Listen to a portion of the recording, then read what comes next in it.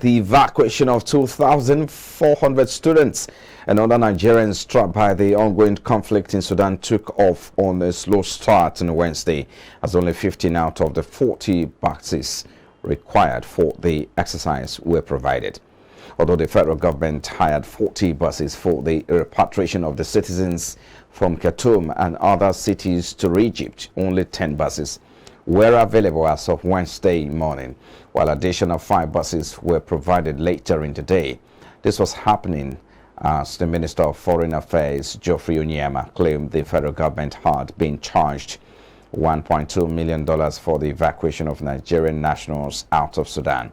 Speaking shortly after this week's Federal Executive Council meeting presided over by President Muhammadu Buhari at the Council Chambers of Aso Rock in Abuja, Onyeama cited insecurity in Sudan for the high cost of evacuating Nigerians for the country.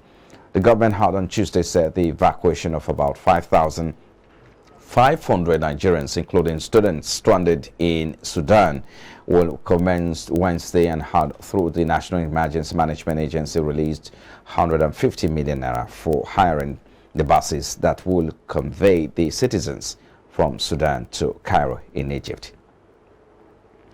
Away from there now, governors of the 36 states of the Federation have resolved to meet with President Muhammadu Buhari over the new draft revenue formula presented to him by the Revenue Mobilization, Allocation and Fiscal Commission in 2022. Chairman of the Nigeria Governors Forum and Governor of Sokoto State, Aminu Tambuwal, disclosed this late Wednesday night at the meeting of the 36 governors under the aegis of the Nigeria Governors Forum in Abuja.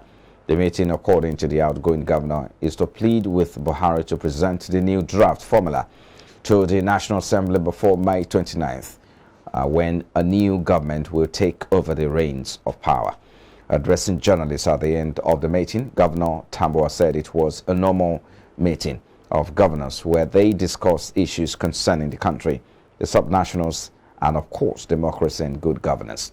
According to Tambuwal, the forum also discussed the guidelines on financial regulations set by the Nigerian Financial Intelligence Unit, primary healthcare and stamp duties, among others.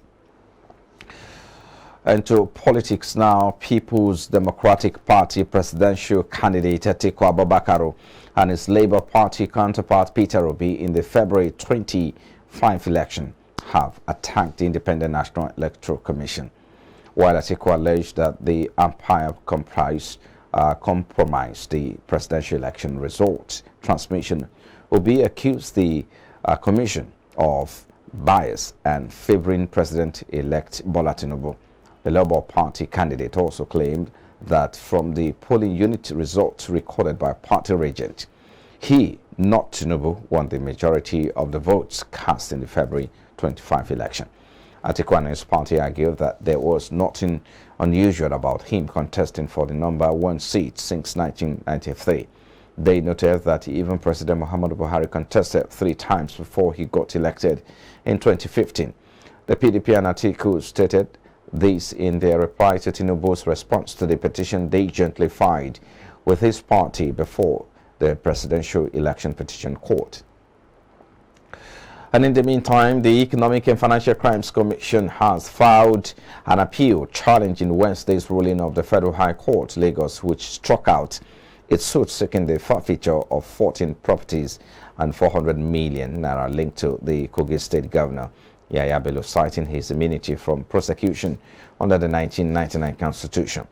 In the ruling, Justice Nicholas Owebo struck out the suit on the ground that Section 308 of the 1999 Constitution prevents the institution of any criminal or civil case against a sitting governor or the president.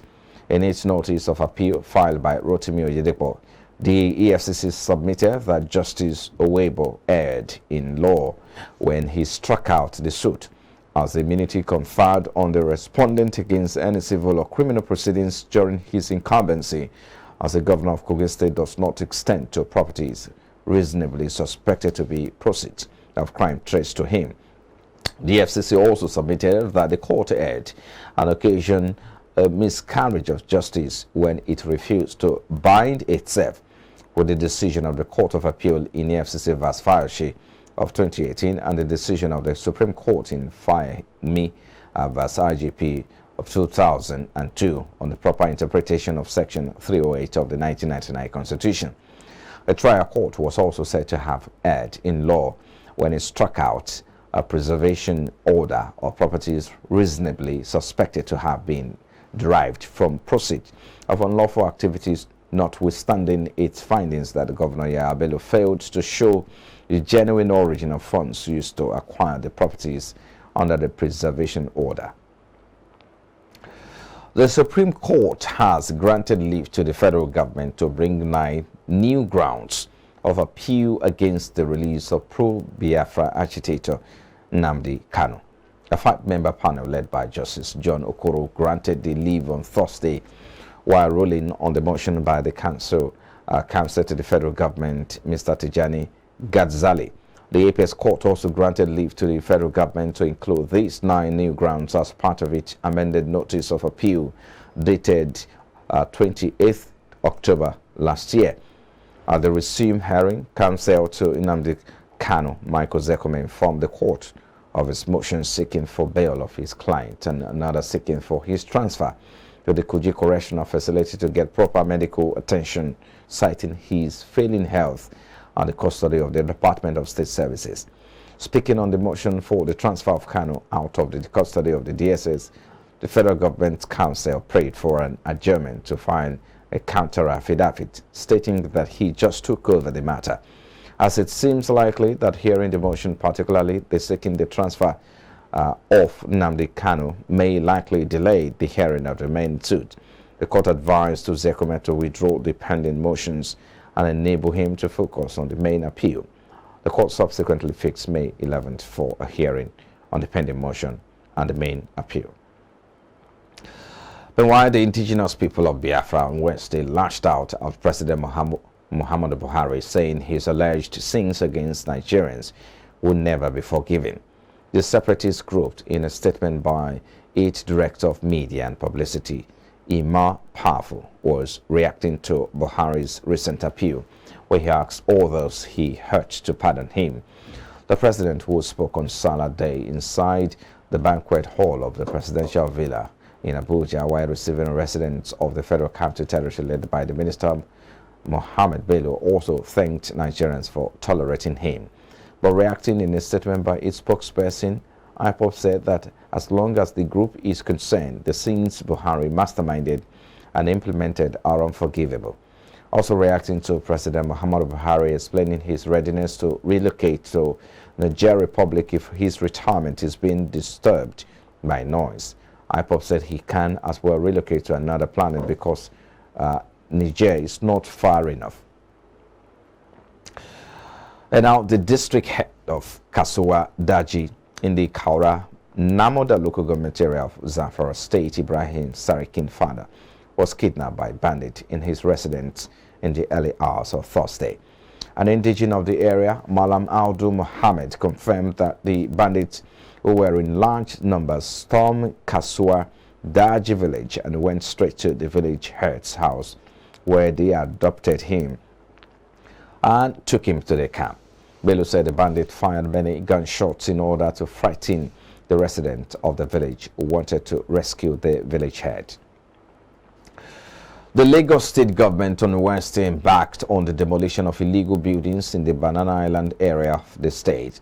The development was part of the state government's effort to tackle the frequent cases of building collapse in the state. The exercise was carried out by officials of the Lagos State Building Control Agency, the Lagos State Environmental and Special Offences Unit, and the Lagos State Fiscal Planning Permit Authority. The team was also led by the leadership of the agencies, which include Bola Hoki, the General Manager of the Lagos State Building Control Agency, and the CSP Shola Jejeluye, the Task Force Chairman. According to a statement by the State Ministry of Information, the affected buildings were in contravention of the Lagos State Urban and Regional Planning Development Law 2019. It was also said to be in line with the agency's core statutory responsibility of identification and removal of distressed, illegal and non-conforming structures in the state.